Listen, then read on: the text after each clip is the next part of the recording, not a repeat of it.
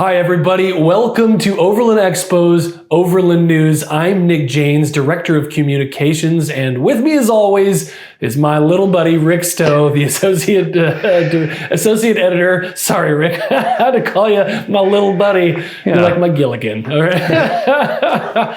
All right. So this week, we've got a lot of fun topics, and I'm going to jump right into it. The first one is the most popular, or maybe second most popular, depending on how you want to classify it, overlanding rig in the entire segment. It is the 2024 Jeep Wrangler. It's not all new, but it's been refreshed. And you can see from the outside, it's got a new grille. It looks a little bit more, I think, European, a little bit softer, a little bit more silly, which I think Stellantis Jeep does very well. If we step inside, it's got a new 12-inch touchscreen in the center console there, center dash rather, and that replaces the optional 8.4.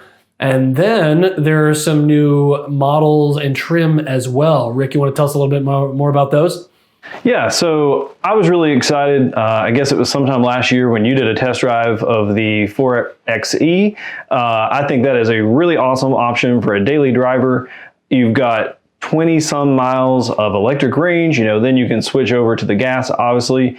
And I've never owned a Jeep, but there's obviously kind of a off-road romantic nature of, even though these newer models have plenty of technology and other updates, they still got that classic Jeep look. And they have just announced that for 2024, that 4xe is going to have a new model available, the Sport S.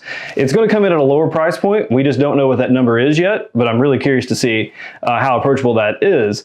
On the other end of the spectrum, the Rubicon X is going to be available with that hybrid powertrain, and that thing comes ready for 35-inch tires off the lot.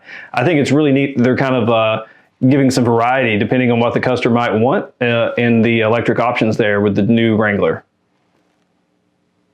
Yeah, not just ready for 35s, Rick. It comes with 35s. Yeah. That was a previous package for this last couple of years, their answer to Bronco. And now it comes standard with 35s on Rubicon X. Gives it a 100-to-1 crawl ratio, which is just absolutely insane. Yeah. Also new in the rear end is a full float rear axle from Dana, and that helps take the Wrangler up to a 5,000-pound tow rating, which is 1,500 more than it used to be. We used to max out at 3,500. So that's pretty great.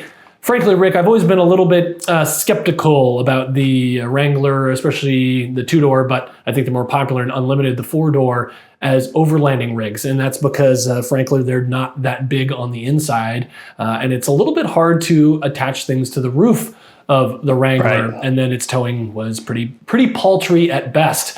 Never mind, its capabilities are incredible, but overlanding is not about hardcore rock crawling and wheeling. It's more about, a tough vehicle that can go anywhere. Certainly, Wrangler does that, but I think, with these livability, powertrain, and capability and towing increases, improvements, it's made the Wrangler a little bit more compelling in my book. I would still choose the Gladiator, and I did. In fact, I owned a Gladiator a couple years ago, and they've not refreshed that one yet, but they will.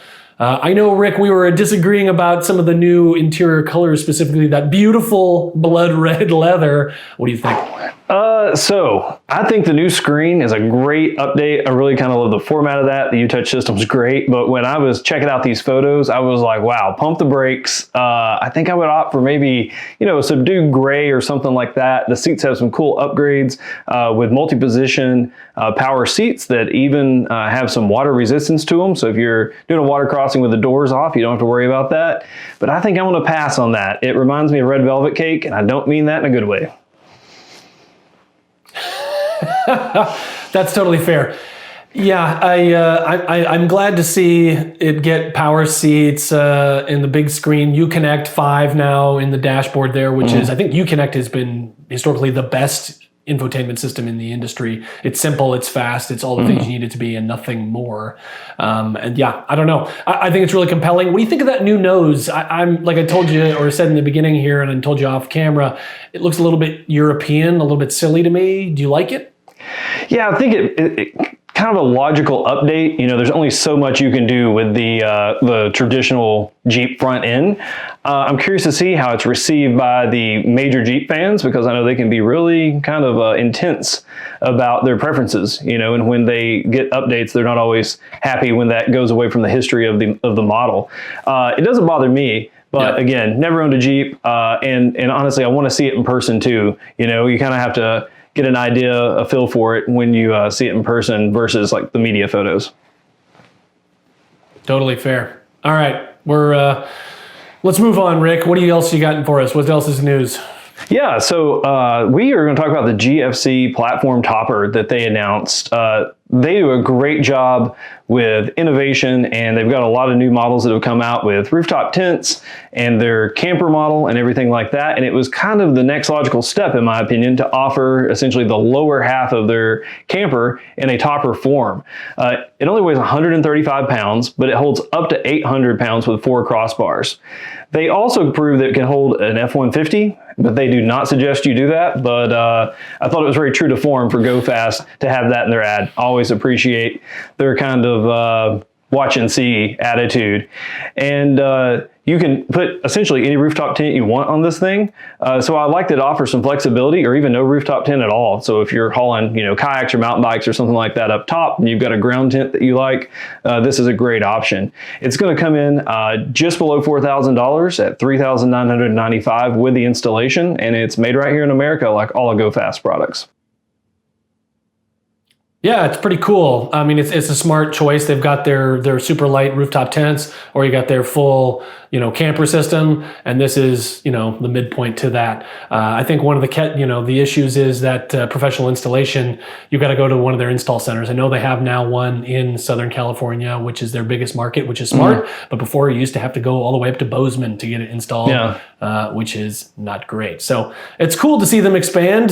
This is a hilarious video, and this is one of the reasons we're covering it in this show here, because these guys love to have a good time, and that's absolutely clear from this video. I worry about showing an F-150 sitting on top of something, demonstrating things you're not supposed to do with your product. I think it's always a little bit of a liability, a little bit of a question, a little bit of concern, but they're having a good time there with it, and so my hat is off to them. Not a whole lot else to say to that one. Go check out Go Fast Camper's website if you want to learn more on that. It's been out for a couple months, but we want to throw it in here because it's silly, and they're good friends of Overland Expo.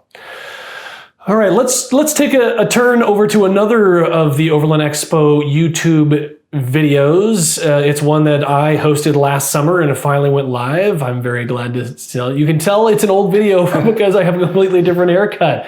It's how to air down your tires. And this is a question that a lot of our fans, a lot of folks who are novice Overlanders have for us. And so I tried to do my best, my rambling best. I always love to ramble. At answering that question and kind of giving all the basic details. Now, if you're an expert Overlander, this is probably old hat. I'm covering things that you already know, so don't necessarily waste your time with it.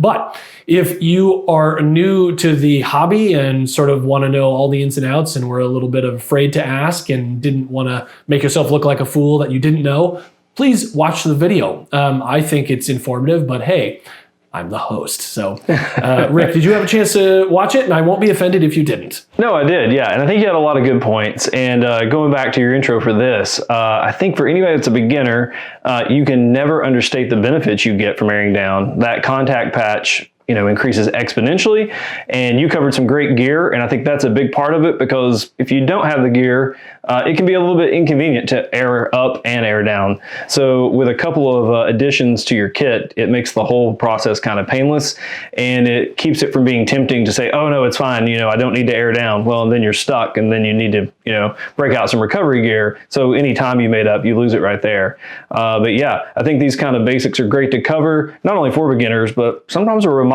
for people with experience. It's easy to, get excited about a destination or a campsite and forget these little things sometimes. Yeah, I appreciate that, Rick. And I didn't mention it in the video because I was trying to be brand agnostic, but if anyone's wondering, it's the Ironman 4x4 tire deflator. That is the one that I've bought 8 of them now, not because they break, but because I put them in every single rig and I give them to friends and I, whatever. So I'm loaning them out on the trail and never get them back. But I think it's absolutely the best one on the market. It's a really great price point, 30 something bucks. And rather than the ARB one, which you have to screw down every single time and it's made of brass, so then your fingers get turned black. This one just clips on, you zip out the core real fast and you can deflate very quickly and get back down the trail really quickly. Also, I want to let folks know you don't have to buy the really expensive twin scroll ARB, compressor that is, hard mounted to your vehicle. You can get something cheaper, like an Ironman 4x4 which is, nearly as quick and a lot cheaper and certainly not as sexy. And you have to remember to bring it along. But I've got a Vi-Air air compressor that I keep in my Toyota Land Cruiser, my 80 series. I've had that for 6-7 years, and it's worked a treat, and it's got a third of the price of an ARB twin scroll. What do you run with, Rick? Same, a Vi-Air P88, if I'm not mistaken. I've had that thing for years. I keep that and a 2-hose Indeflate in a case in my truck. And honestly, I kind of like having the compressor that you can take away from your vehicle. I've helped people in parking lots where maybe you couldn't get close enough, it's held up just great. I've been really happy with it and everything in a nice compact package for airing up and down. Yeah. And I know in the video I said, and I was trying to be very cautious in that one, don't go below, I think I said 15 PSI, but then that said, I was out on a snow trip camping in Central Oregon a couple weeks ago, and we had to whack down to 10 PSI just to get through the deep snow. I was very afraid of popping a bead, but everything turned out well. But it's not something I'd recommend, right? Like, although do as I say, not as I do. But yeah, I think for someone who's new and maybe has stock tires, which don't necessarily grab the bead as well as some aftermarket tires, definitely don't go below 15. But you would be amazed. And don't mean you, Rick, would be amazed how much more traction you get by knocking some air out of those tires. Again, down to 25, that's just for comfort. Anything below 25 to 15 adds some traction. It's quite shocking. So I encourage you to check out that video. It may be pre-roll, post-roll, whatever on this video, I don't know. But please check it out. And all the other cool tips and trick videos that we have on Overland Expo's YouTube channel. On the next video, I think we'll have a cool review of the new Free Spirit Recreation Evolution 2 tent from our friend Chris Bradley. But I'll leave that little teaser here for everyone, a little enticement to check that out. All right, Rick, let's wrap it up there. Thank you for joining me, Rick. And as always, everyone, please remember to comment, like, and subscribe and hit the notification button on this channel. We are going to keep putting these videos out whether you like it or not. And we do hope you like it. And if you don't like it, goodness, tell us and tell us why. All right, for Overland Expo, I'm Nick Janes. Thanks for watching.